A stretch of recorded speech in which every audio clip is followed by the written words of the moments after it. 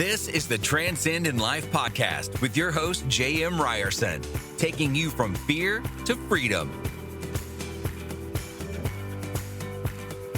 Hey, what's up, guys? Welcome back to Transcend in Life. I'm really excited about today. This guy is pretty inspiring. After his appearance on Australia's The Voice, Oscar dropped an incredible 70 kilograms. That's 154 pounds, guys, post-show, and became an instant social media hit, reaching and inspiring audiences globally. Today, Oscar is an international keynote speaker, Amazon #1 best-selling author and entrepreneur. He is a sales, branding, and marketing expert and peak performance business coach. Oscar is also a mentor to 500 startups and 75,000 entrepreneurs worldwide. With a proven track record of tripling company performance in a single year, Oscar is well-equipped and passionate about helping people understand how to achieve their full potential in business and in life. Brother, that is, you're busy, man. How you doing? Yeah, I'm doing well. Thank you so much for having me on. Well, it's truly my pleasure. I don't know where to start because there's two just jaw-dropping things in that introduction. I guess I got to go to the 70 kilograms. And again, for Americans, that's 154 pounds. You dropped off a human being off your body, man. That's really remarkable. How in the world did that happen?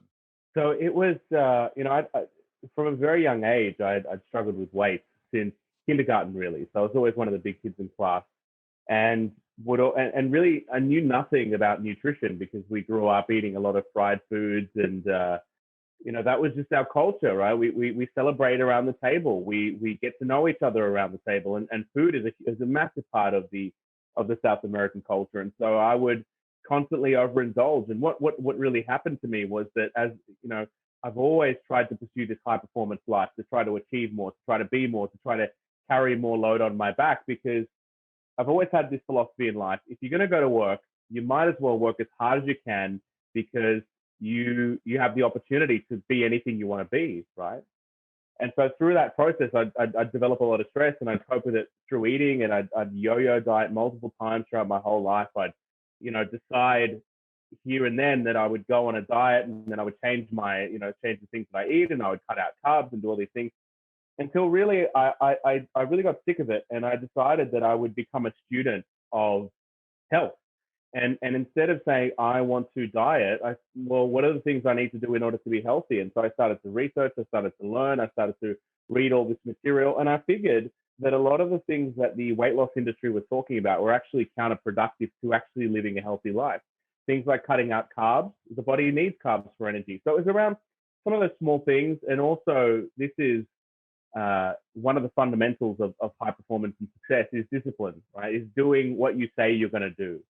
And so developing those resilience and those discipline muscles takes time, and there's a lot of failure involved with it. But if we truly aim our lives at health rather than weight loss, we can achieve our goals. And then we just need to go through the process of disciplining ourselves, which takes a long time. Yeah, it's pretty remarkable. And obviously, you're tying a lot of what you did just in your weight loss journey or lifestyle, I guess is more appropriate way of saying that, to what you do with business, because 500 startups, 75,000 entrepreneurs. I mean, there's only 24 hours in a day, man. How in the heck are you filling this? How do you do that? Yeah, it's impossible to manage time, but it is absolutely possible to manage energy. So the thing that I've really had to focus on in my journey is the art of replicating myself. And so it is taking those small things that are taking me time, creating a system around those or a process around those, and then delegating that to my team. And once I started fundamentally shifting my mindset to that, and thinking to myself and constantly reviewing, right? This whole process of discipline, it's reviewing those things that take me longer than 3 minutes, and having my team manage it for me. So anything to do with calendar scheduling, outreach, meeting people, I don't get involved in any of that stuff. There's a very, I know what I'm great at, and I focus my whole day on doing that. So I think the power in an entrepreneur being able to do as much as they can, or run multiple businesses, or, one of my coaches has 50 businesses. Another coach, he has 5, and they're all multi-million-dollar businesses.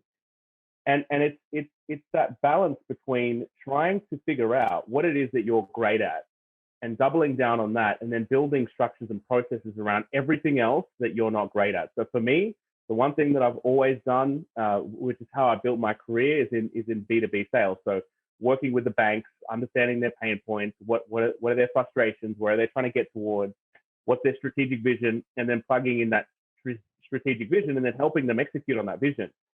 And so I don't want to do anything other than that. I don't want to do anything other than being with people, because that is counterproductive. So even things like proposals we send out, it takes me 20 seconds to send out a proposal, because I just put a little task for one of my people, and they manage that whole process on my behalf. So it is again, it comes back to those core tenets of discipline, and how do you then discipline yourself to really focus on being super productive.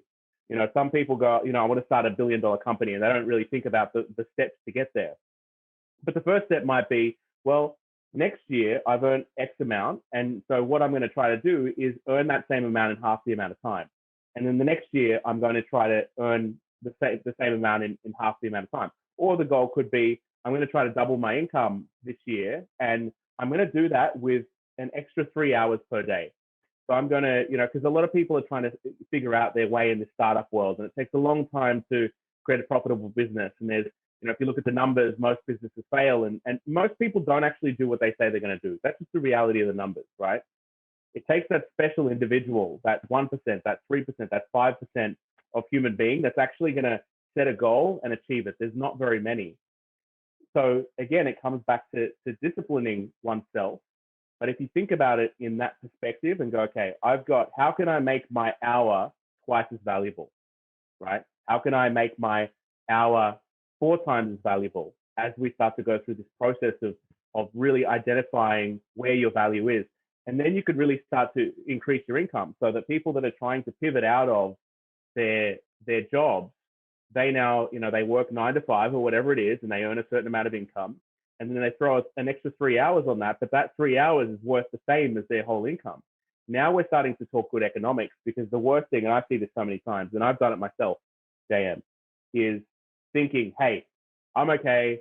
I've got a 6-12 month runway, whatever it is. I hear these stories all the time. I'll jump out of my income, and 6 months is plenty of time to make it. It's not. 6 months is nothing. In the grand scheme of things, it's really nothing. So it's about those small disciplines going, how can I become more valuable in less time? And then just diligently focusing on that and executing on the strategy. So yes. I think that kind of answers your question, but it really is through I scale through partnerships, and I scale through people. I have a couple questions to that, just because I love the idea of both discipline and empowering or delegating, either word. But let's talk about discipline, because again, that sounds awesome, but so often people say they want to do something, but sticking to it. And you even said the word resilient muscles. So I want to get back to that. What were some of the basic philosophies and principles that you applied, not only to the weight loss journey, but to your business? Because I think everybody wants to be more disciplined, but man, that's a struggle for some people, brother. So is there a certain philosophy? Is there routines? Is there a structure that you put in place that you could really help people understand this is how to be more disciplined? Yeah, absolutely. There's probably at least 2 things that are critical to this success, right? The first thing is that your philosophy really determines your outcome. I actually did some when I did the weight loss thing, I really sat down and reviewed my whole life and everything that, what are the steps in order to get to where I wanted to get to? Because once you go through something like that, you realize that anything's achievable. Absolutely anything's achievable. And so the first thing is that your philosophy will determine the outcome. So the things that you believe in, I call it, and I teach CEOs this, it's called the B.A.H.O principle. So B.A.H.O stands for, B stands for beliefs, A stands for actions, H stands for habits, and O stands for outcomes. Now, human beings are habitual creatures. We by and large, we get up at the same time, we do the same things, we see the same sights, we take the same trip to work, we see the same people when we're in the office, we do the same things, we go and we essentially build our lives around these habits, because our brain just wants things to be easy. Our brain fundamentally just wants things to be easy. It wants to create all these neuro shortcuts for us to be doing the same thing over and over again. So if we are in a position that we don't like, or we don't like our bank account and financial, we don't like our health or anything like that, that's the outcome. And so if you work backwards, you go, okay, what are the habits that led to that outcome? And then you could start to define what new habits you would need to build in order to get the outcome that you want. Now, in order to get the habits, you've got to take the action. So working backwards again with, actions, you've got to take the right actions. So it's then defining, well, what are the actions that need to happen for me to develop those habits, for me to get the right outcomes? Because unless we build success into our habits, we actually won't get there. It will be very difficult, very laborious, very hard. Now, the first one, the foundation of all this is the belief system. Another word you could call it is reasons. If you have enough reasons, you will be successful. So if you wake up in the morning and you go and you've got this program that runs, it's like, oh, another day, I'd rather just stay in bed. It's because, what's his name? Dr. Joe Dispenza talks about this a lot. It's because you in your mind, you already know what the day is going to hold for you. You've worked into such a pattern that you kind of know what emotions to expect during the day. Maybe life's a bit lifeless. Maybe you're not getting a great amount of enjoyment out of life. And so then you start to take the foot off the pedal and think to yourself, well, I need to relax more because now I'm stressed. Instead of going, well, what are the beliefs that I need to support the outcomes that I want? So you would write down a goal that says, okay, I want to earn $1 million next year. And then you need to write down all the reasons why you need to earn that. And you would write there, I want to leave a legacy for my kids. I want to wake up every day feeling empowered, and I want to be a creator in my world rather than a consumer in my world. I want to be in a position that I can give back to others and I can leave a meaningful difference in this world.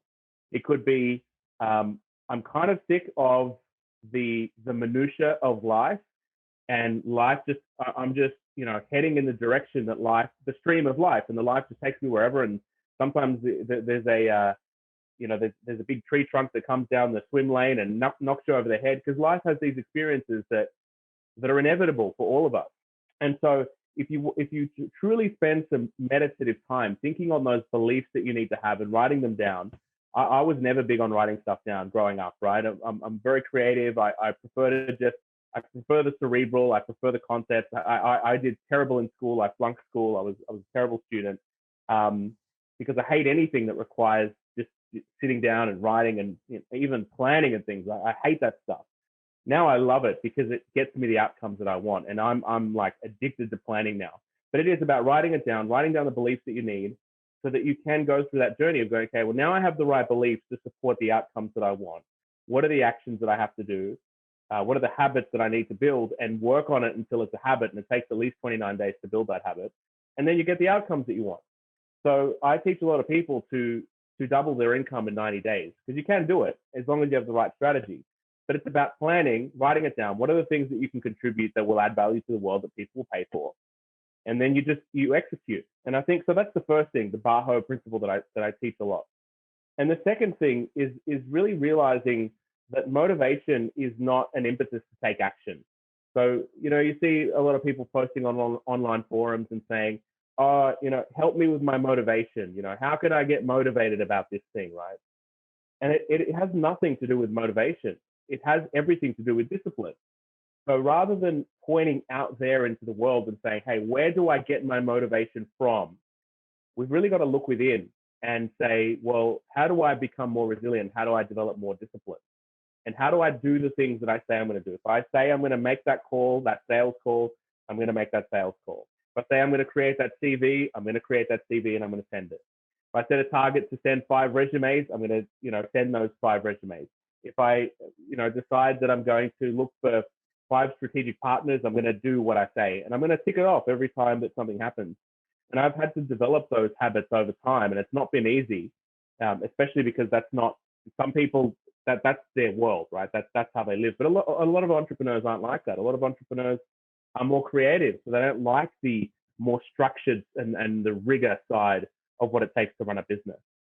But again, it's about the beliefs, realizing that motivation is really fleeting, and motivation comes once you get the wins on the board. That's where the motivation comes, that little dopamine hit that we get when we achieve what we say we're going to achieve. And I think if we set up those foundations, then it's much easier to scale. I love it. It's a pretty simple principle. The idea of the B.A.H.O. I love that, the way you put that, and that you broke that down so simply.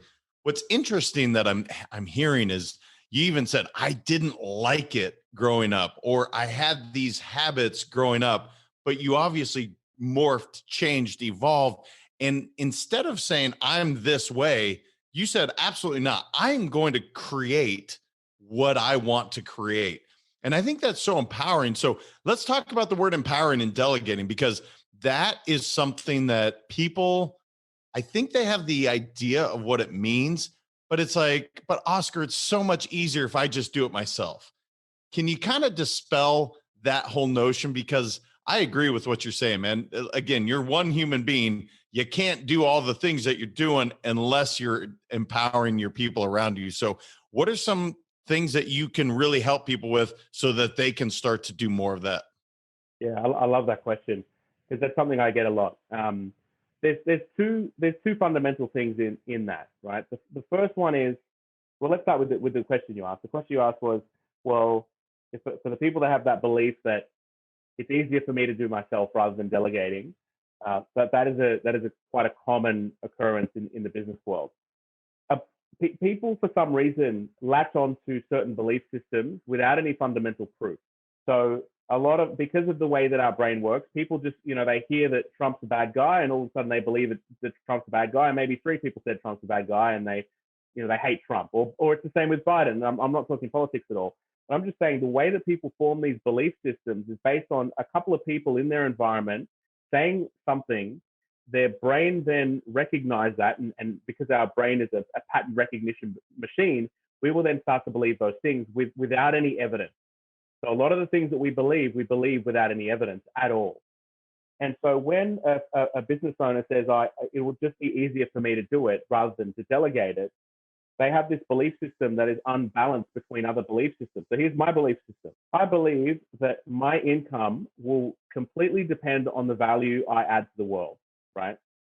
If I'm doing legal work, lawyers will charge you about $300 an hour. So my time's worth $300 an hour. If I'm setting a calendar appointment, I can get a VA in the Philippines to do it for maybe $7 an hour. So if I spend 15 minutes on that, my time is worth $4 in that. So if I major in the minor things and I'm doing the things because it's easier for me to do rather than developing some rigor and discipline around creating systems and structures, if you add up all of the value that you have in the day, that comes to a certain income, and that's the income that you earn. And so the other way to look at it is, okay, it would take me, yes, maybe 30 minutes to do that. But what could I earn if I spent that 30 minutes doing a sales call or doing a presentation to a customer?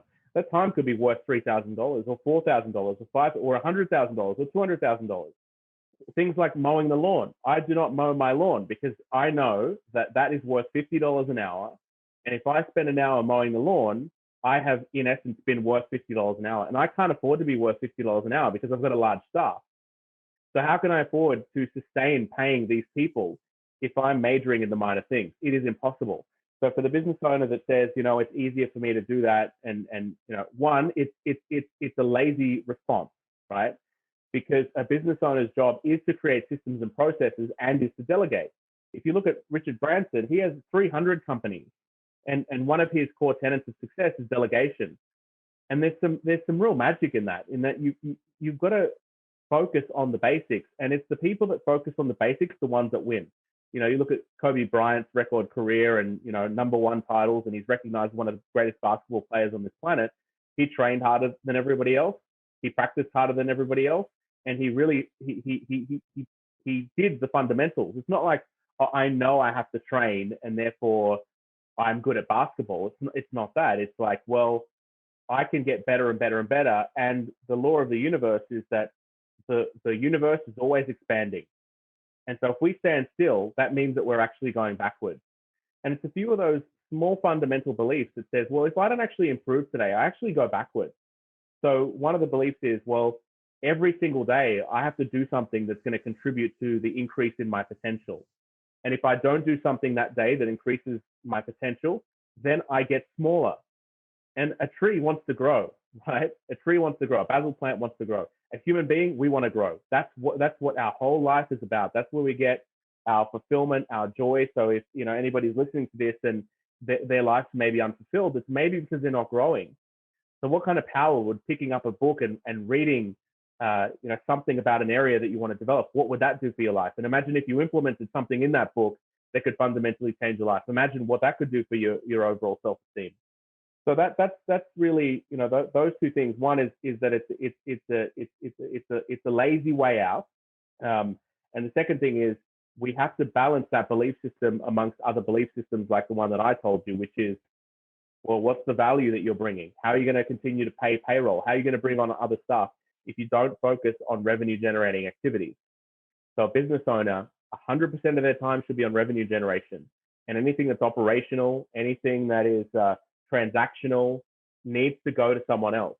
And it's not like you just do that all in one go. It's identifying maybe three things in your world or one thing in your world that you think, hey, you know what? I've got to stop doing this. If I want to increase my value, these are the activities that I need to stop doing. And then you create a system for that or create a process for that, and then give someone responsibility for owning that process.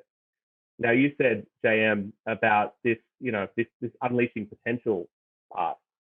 The other side of the coin for that is that a leader's responsibility or a CEO's responsibility is to bring out the absolute best in their people. It's to help them unleash their potential. And the only way they can do that is to create systems and processes to clone themselves. Because if you're constantly growing and you're creating systems for your team to support you in that growth, then they're going to ride the wave of that growth. If you're a CEO in a company and you're trying to grow this company, if that company of let's say 10 employees is doing $10 million, you'd be able to give your people a lot more benefits, more health benefits. You'd be able to take them out, on the town a couple of nights. You might be able to take them out to dinner, buy them some Christmas presents without the stress of, am I going to make payroll this week? Because that, especially in these COVID times, I think that's an important dialogue to have, is to check, well, where are we investing our time?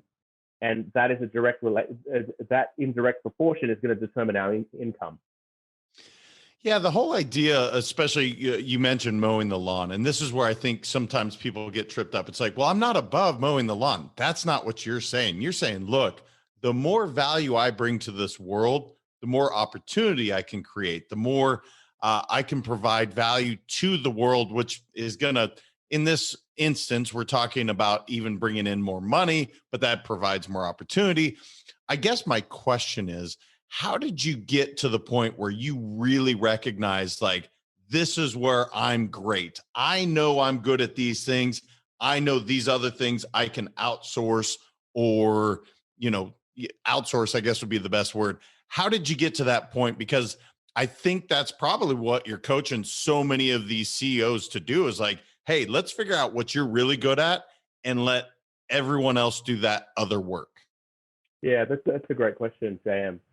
I've spent years and years, probably the last, I probably became obsessed about it maybe 8 years ago, and this notion of personal development, because I found myself, and it was about the pain that I was experiencing. So here's my pain.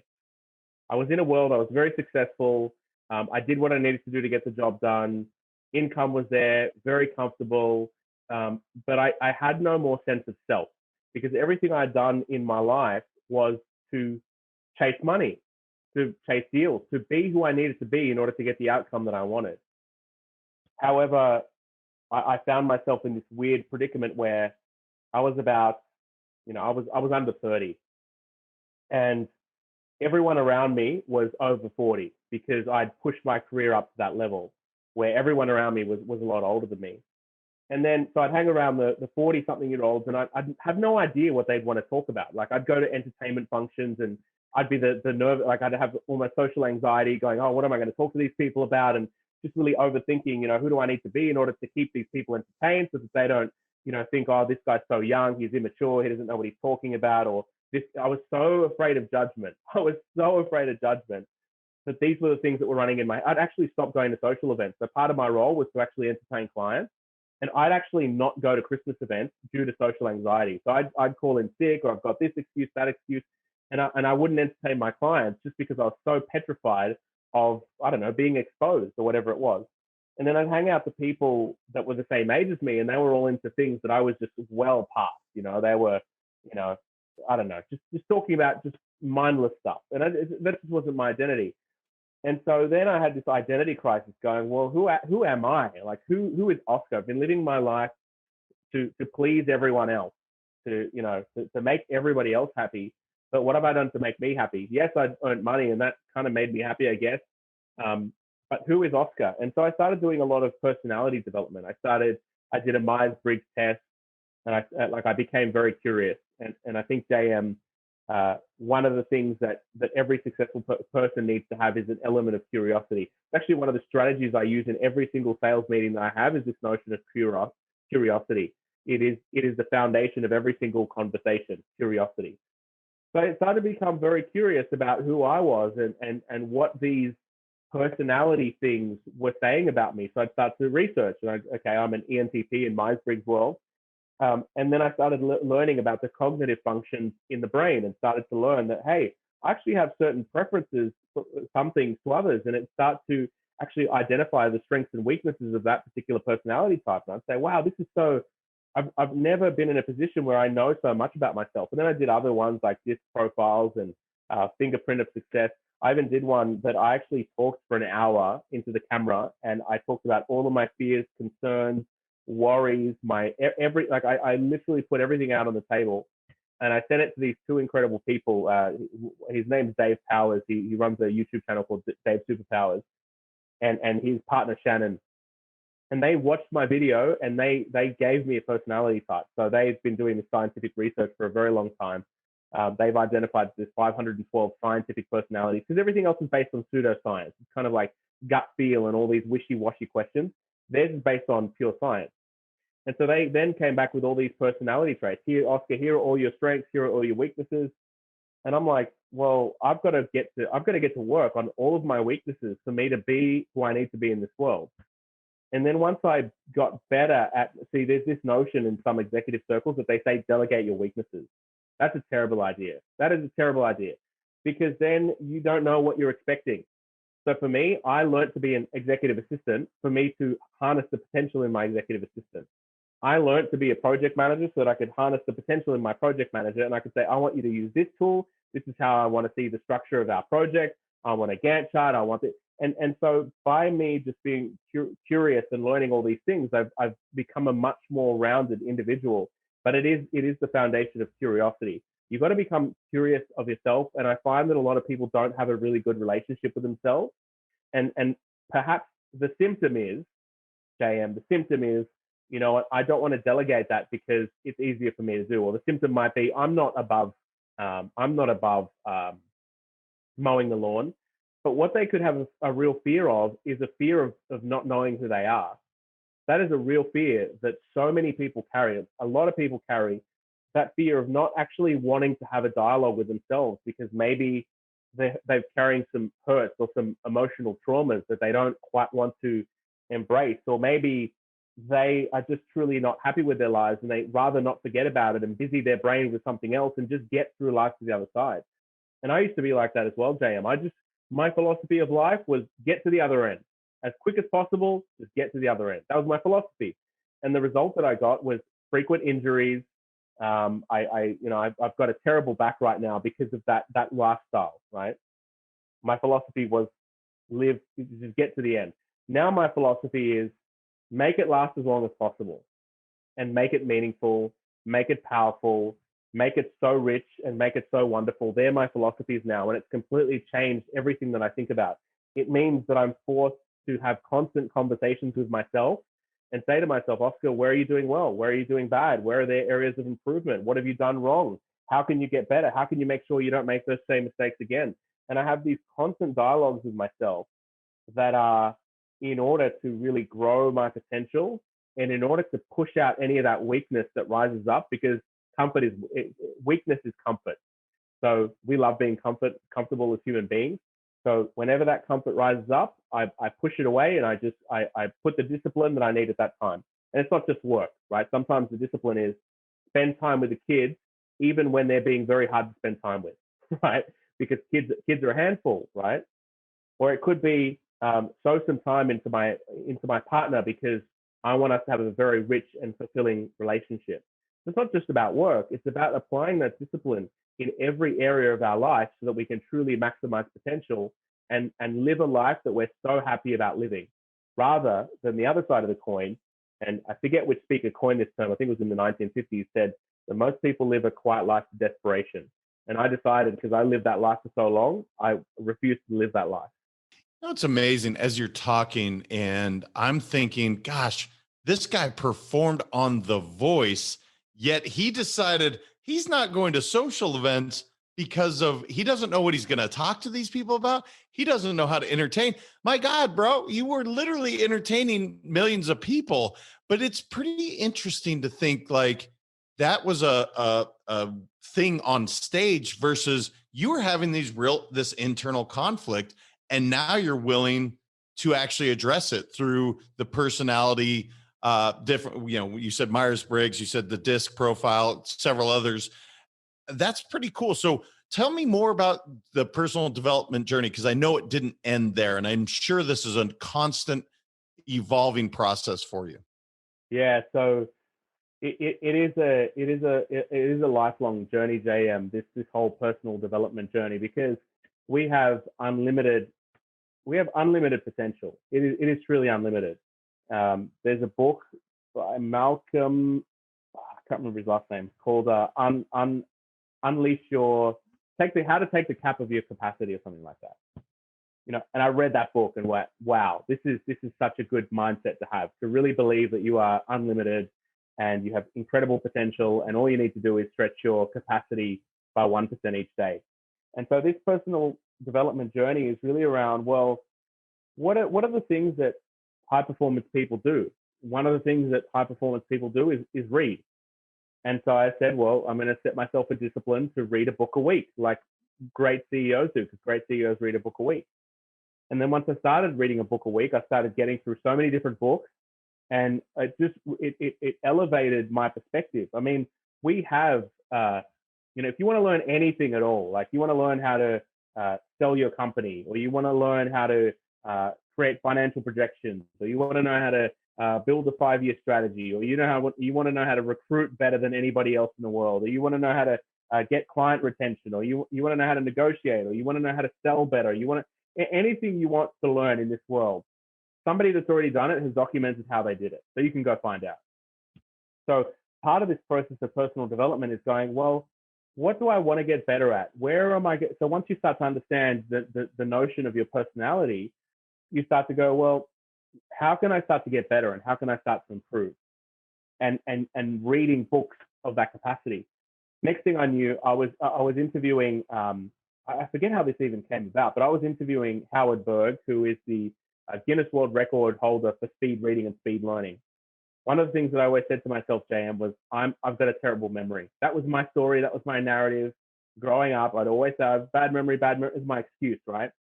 And again, if you believe that, that's the outcome that you're going to get. And I always say this to my kids. If you say that language, that is exactly what's going to happen, because your beliefs create your outcomes. So I said, don't have a good memory. That's just my life. I came across Howard Berg. I interviewed him, and he was teaching me how to speed read and speed learn, and how to build a much better memory. And I learned to read about 30 times faster than the average person, just from these tips, techniques, and strategies that he gave. He actually laid it out, the blueprint for how to do this properly. And so what did I do? I went to work and I started implementing everything I'd learned. So many people learn things, but they don't implement it. So many people have this mindset that I know it all anyway. Now that mindset is a road that leads to catastrophe and destruction, because it means that you're not facing life in your best potential. It means that as a result of that, your relationships won't be as strong as they could. As a result of that, it means that you might start frustrating people around. So this is great, especially for people in marriages, right? This stuff is important, that in a marriage or in a union, that we are the best version of ourselves, that we show up that way, because there's a lot of divorce, JM, out there. And I've been divorced myself, right? There's a lot of divorce out there. And so we need to take ownership of those things that we truly hold dear to us. We can't just let things go. We can't just let life happen as it happens. if you look into the backyard and you let the backyard be how it's going to be full of weeds. That is the nature of life as well. And I think it's great to talk about dreams and fantasies and millions of dollars and, and some people, dream of being on yachts or whatever their dreams and goals are, right? But the reality of life is that if it goes unmanaged, the weeds take the garden 100% of the time. And the same of life. If we leave our relationships unmanaged, they grow weeds, and sometimes those weeds become uncontrollable. If we leave our business unmanaged, it grows weeds and becomes uncontrollable, and it leads to destruction in the end. So it is about implementing those small things that are so important, like reading, even if it's 10 minutes a day. For the busy executive that says, I don't have time, you got to create time, because then you're not being the best leader possible. So why are you even leading? Move over and let someone else that's better lead, right? But they're not going to do that. So be the best person that you can be, or be the best version of yourself possible, and do the things that high performance people do. They're constant learners. They're constantly curious. They're constantly trying to better themselves, and they're constantly trying to bring out the best in the people around them. Yeah, one of the things that's come up throughout this is the whole identity, and how often you have reshaped and said, I used to say I'm this label, but you grew so much past that and said, fine, if I'm going to label myself, I'm going to label myself a success. I'm going to label myself a reader instead of having a terrible memory. I love that. I hope everybody heard that. I have to ask you, I geek out. I love books. It's my favorite thing to do is read and share books. So you got to give me 2 or 3 of your most impactful books you've ever read.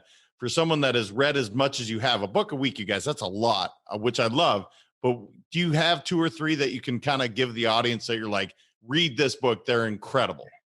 Yeah, absolutely. There's a couple of fundamentals that I think that are important for everyone. One is Rich Dad, Poor Dad by Robert Kiyosaki. I read that book in my early 20s. It just changed my life. Another book that is a great fundamental is Think and Grow Rich by Napoleon Hill. There's some weird stuff in there, but there's also some great fundamentals. The next book that really changed my life, 7 Habits of Highly Effective People by Stephen Covey.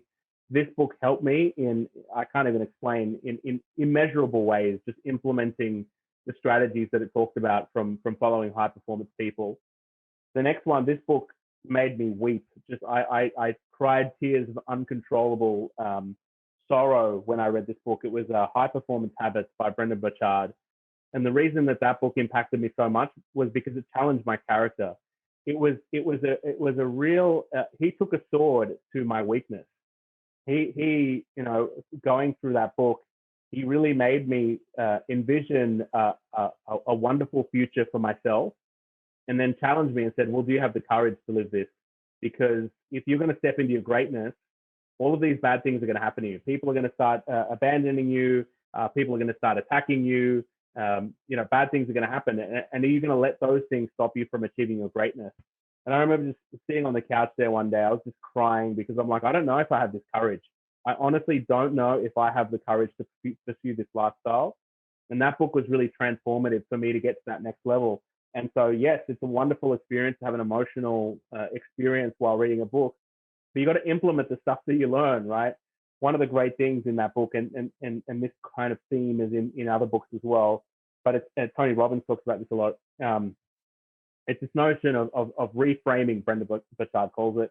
Tony Robbins calls it state management, and it is noticing your emotional state, and when you're in that emotional state, how quickly can you bounce back? Yesterday I got some terrible news. It probably took me a lot. It took me, I'm going to be honest here, it took me about an hour and a half to recover. Sometimes it takes me, I can do it in 10 seconds. 10 seconds. That's my rule, right? 10-second rule. If something hurts me emotionally, 10 seconds, I will bounce back from it. I'll get back in a high performance state. I'll get back into flow, and I won't let that impact the rest of my day. Yesterday, got some terrible news. I was kind of like, and I was already pretty tired, and I just went to have a nap because I'm like, I just, so even myself, we're all human, right? This is the reality of it. We can't just, we've got to aim for these things. We've got to set up these ideals, but it's almost impossible to walk in that glory, let's call it, 100% of the time. And so that's one of the techniques that I've really used. And yesterday was a bad day, but I've had lots of good days by using this technique. But it's called framing. So if you find yourself where emotionally something's gone wrong, you leave the room, and the frame of the room is like the new goalpost. So you walk through the frame and enter into the new emotion that you want to create. Rather than reacting to your emotions, you create the emotions that you want to create. And if you manage your emotions effectively, then you can actually become much more effective, earn more money, be a better partner, be a better dad, whatever it is. Those few books are ones that I would say that are like a must read and fundamentals for anyone that really wants to be the best they can be in the world, whether it means relationships, finance, anything like that.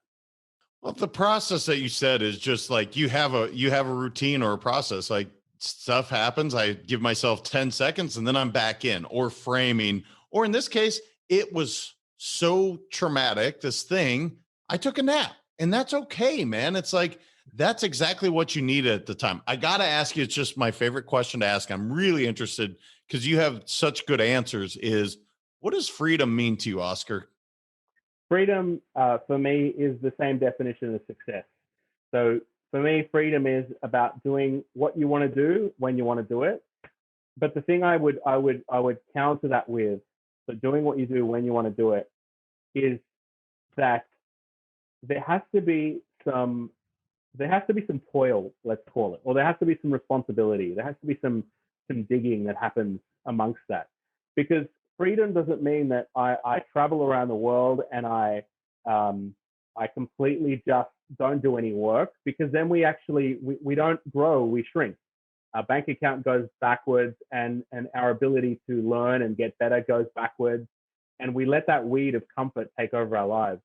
So I used to think of the dream that we're all sold, this retirement dream, that what you work as hard as you can, and then you retire and you kick your legs up, and all of a sudden, Hakuna Matata, no worries.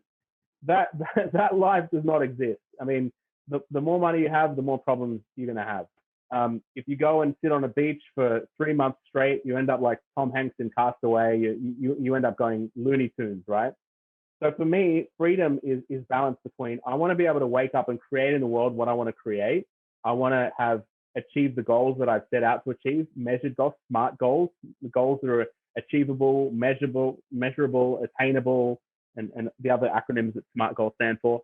But freedom is truly me being able to create in the world what I need to create. And humans are by nature creative beings. We need to create to be as fulfilled as we can possibly be. So freedom, a bit of fulfillment there. There's got to be some hard work in that, because that's how we grow. There's got to be some responsibility in that, because that's how we find meaning.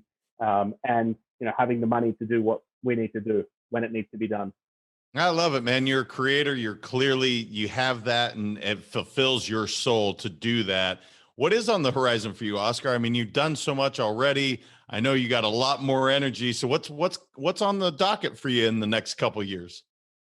For me, it is just about building, buying, and selling companies. So we are always so my business partners and I, we've done 17.5 billion in mergers and acquisitions, increased company sales by 1.2 billion, and we've done 50 rapid turnarounds. So it's companies on the edge of liquidation that are about to go bankrupt, and the team will go in and turn those around. So for me, it's just about acquiring and finding innovative businesses that are going to change the world. I really want my life to leave some meaning behind it. I want to be in a position where I'm able to shape the future of Australia. So that's some stuff I'm actively involved in now, is trying to help, or at least trying to influence government in a way that would allow them to help Australian innovation unleash. So for me, because I love creativity, I love innovation, I love people that are doing things that are outside the norm. So for me, the next 10 years is really just about hard work, balancing that with great time off and meaningful time with my family, with my kids, and just helping other business owners that are really wanting to innovate and finding those and helping them. So I'm much more balanced now as I've been through multiple failures, and I've learned to really have a balanced view of life. So for me, it's not about I used to want to change the world, JM. That was my prime motivation. I was like, I'm going to change the world. I'm going to change the world. And one day I realized that it was just ego talking. It was the ego of the self-important. I wanted to feel self-important, that I had the power to change the world. Now I just want the power to change myself. And I know that if I do such a good job at changing myself, then the world around me has to change.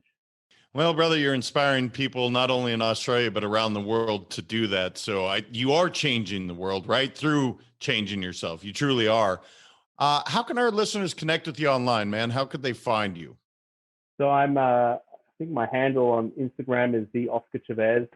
I'm on Facebook as Oscar Chavez. There's not many Oscar Chavezes out there. Or oscar-chavez.com, and they can reach out to me there. Awesome. Well, man, I just appreciate you coming on. Like I said, your answers, they're more than just surface level. You're willing to go deep. And I think so many people can get so much out of it. I so appreciate what you're doing for, like I said, Australia, but just entrepreneurs around the world, because they truly are shaping our world and you're helping shape them. You're helping them get better. So I just appreciate you, man. And so much. Thank you for being here today. I appreciate you, brother, and thanks for the opportunity. I love sharing, so thank you for allowing me to share what's on my heart and what's on my mind. Well, it's definitely appreciated. Hope you guys enjoyed it as much as I did. I had a great conversation. Listening to Oscar is just incredible. In the meantime, you guys go to Let's Go Win. Check out the work-life balance assessment sheet. It's free to you. I use it at least once a month to check in and make sure I'm on course. So until next time, you guys continue to transcend in life. Thank you so much for listening. If this content is delivering value to you, please make sure to subscribe, rate, and review us. That helps us build this community, and that is what we are all about. Building this community as big as we can, helping as many people as we can, and deliver as much value as possible. Be sure to head over to transcendinlifepodcast.com for information on my coaching courses, and make sure to follow us on Facebook, Instagram, and LinkedIn at Let's Go Win 365. Let's go win and transcend in life. This is the Transcend in Life podcast with your host, J.M. Ryerson, taking you from fear to freedom.